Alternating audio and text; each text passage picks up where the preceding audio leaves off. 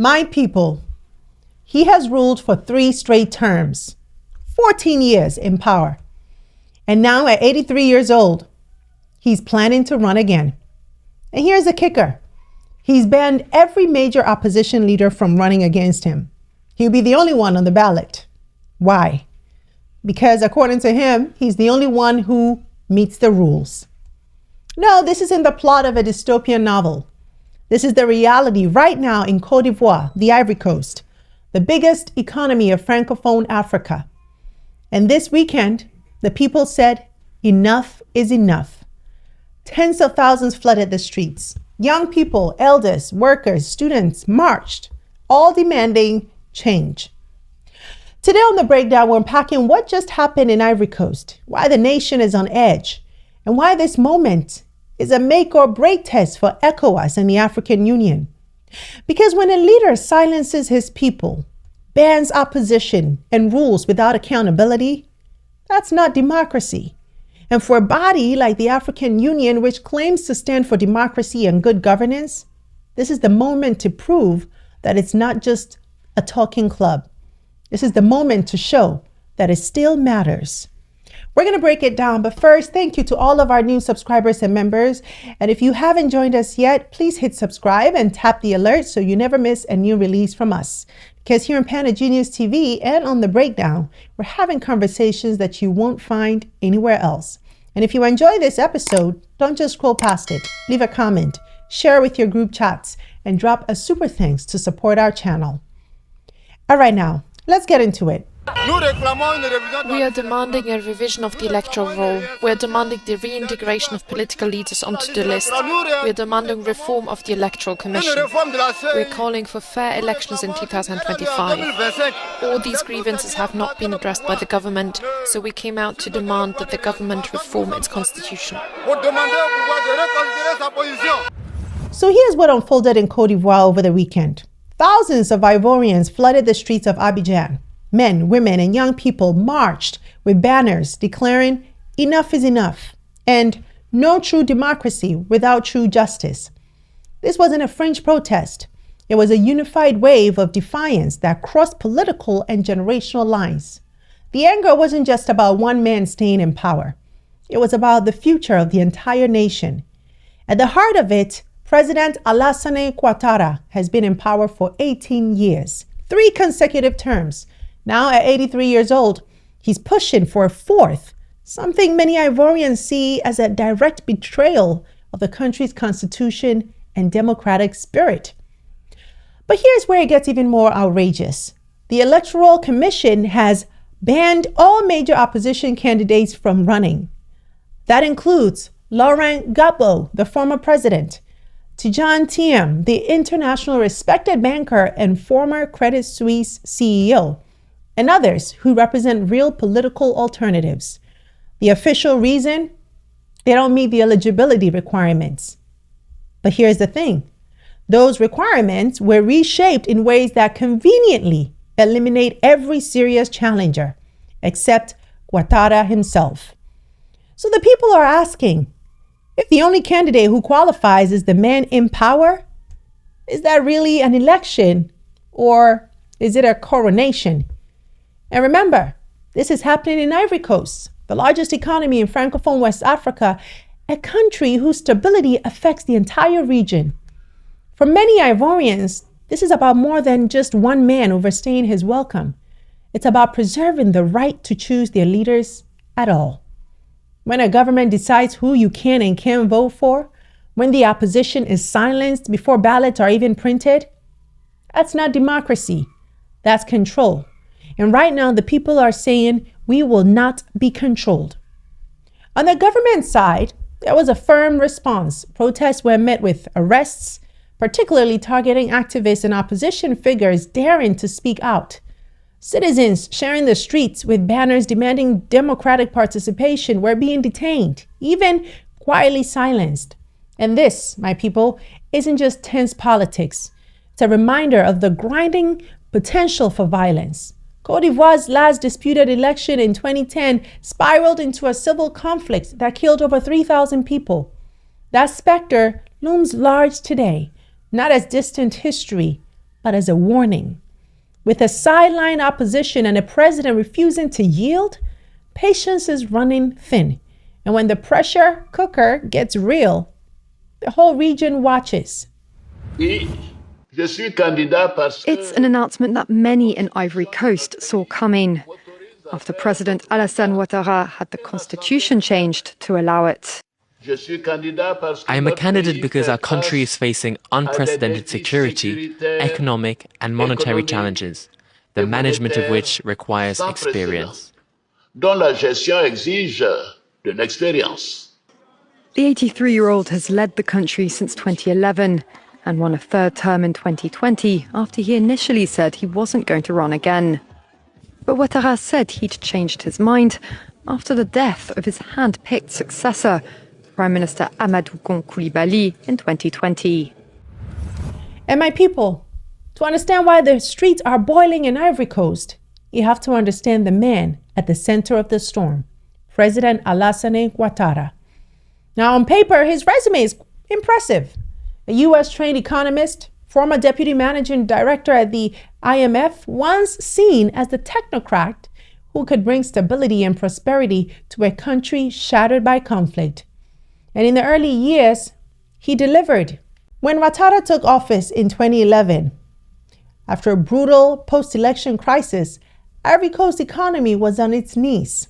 Under his watch, GDP grew at one of the fastest rates in the world, 6-7% a year. Abidjan's skyline rose. Roads were built. International investors poured in. But here's the problem. For many ordinary Ivorians, that growth stayed on paper. The boom didn't trickle down. Rural areas still struggled. Youth unemployment stayed high. And inequality between the glittering capital and the rest of the country only deepened. And somewhere along the line, Ouattara's leadership took a turn. In 2016, a new constitution quietly reset term limits. He ran again in 2020 for a third term, sparking deadly unrest. Now, in 2025, at 83 years old, he's pushing for a fourth. And just to make sure nothing gets in his way, his government barred every major opposition figure from running. Laurent Gbagbo, disqualified. TM, disqualified. Yeah, basically anyone with a real chance, disqualified. So the question becomes, is this still a democracy? Or has Ivory Coast crossed into one-man rule? Because Ouattara didn't just rewrite the rules to stay in power. He rewrote them to make sure he's the only one that's left standing. And if that sounds familiar, it's because we've seen this movie before in West Africa, and it rarely ends well. Ouattara's critics, though, accuse him of tightening his grip on power. His most prominent rival, Tidjane Thiam, has already been barred from running by a court over nationality issues, leading to protests. Protests also broke out when Ouattara announced his third-term bid, with several people killed in the ensuing violence. The Ivorian president is the latest in a growing number of West African leaders who remain in power by changing the constitutional term limit, reinforcing a legitimacy crisis in the region. My people, what's happening in Ivory Coast right now isn't just a domestic crisis. It's a mirror for the whole region and a warning for the entire continent. Let's keep it real. In the last 5 years, West Africa has been rocked by coup after coup. Mali, Burkina Faso, Niger, Guinea. In every case, ECOWAS, the Economic Community of West African States, stepped in with sanctions, mediation, and threats of military action. Why? Because they say they're defending democracy. Because they claim they won't tolerate leaders who cling to power by breaking the rules. Well, here we are. An ECOWAS founding member, the largest economy in Francophone Africa, a president rewriting the constitution to stay in power, banning every opponent, and planning to run again at 83 years old. All of this being done in broad daylight. So the question is simple. Will ECOWAS and the African Union respond with the same urgency that they showed in Mali and Niger? Or will they look the other way, Because Ouattara wears a suit instead of a military uniform. Because here's the truth.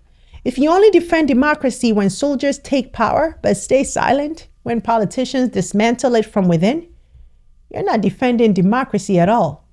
You're defending the status quo. And for the African Union, which was founded on the ideals of good governance and human rights, this is a credibility test. If they can't stand up to a leader who is breaking the rules in plain sight, what moral authority will they have the next time a coup happens?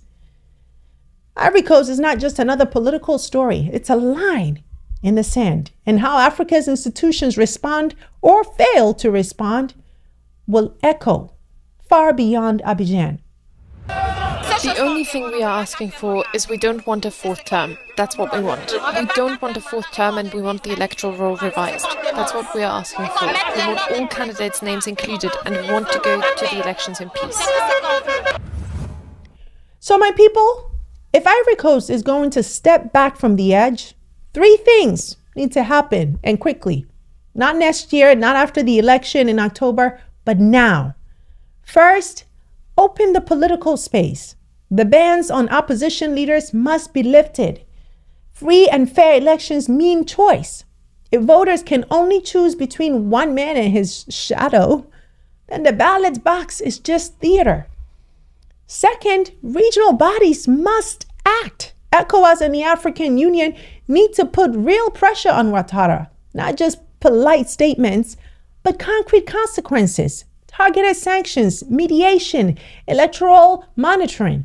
The same energy that they brought to military coups need to be brought to constitutional coups. And third, the people's voice must be protected. Protesting should not be a death sentence.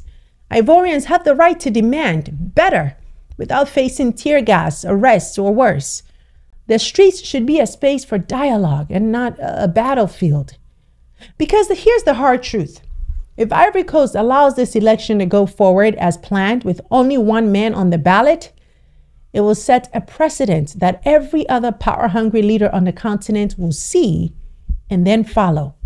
And that's why this moment matters beyond Ivory Coast, because the fight for democracy in Abidjan is the fight for democracy in Africa.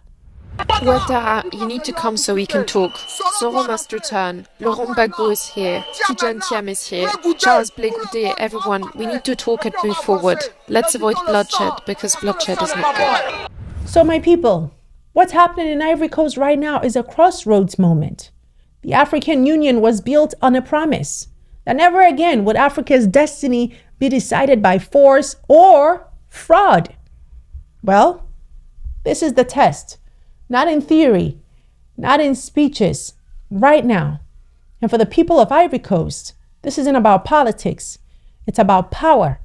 The power to choose, to speak, to live without fear. When that power is stolen, it doesn't just weaken one country. It weakens us all. So here's my question to you, my people. If ECOWAS and the African Union fail to act here again, what message does that send to the rest of Africa? And even more importantly, if the government refuses to change course, what should the people of Ivory Coast do next? Drop your thoughts in the comments and let's have this conversation together. That's it for now. Thanks for watching. And as always, like, comment, subscribe, and share this with someone who needs to hear it. I'm Sandra Babu-Boateng, and until next time, take care.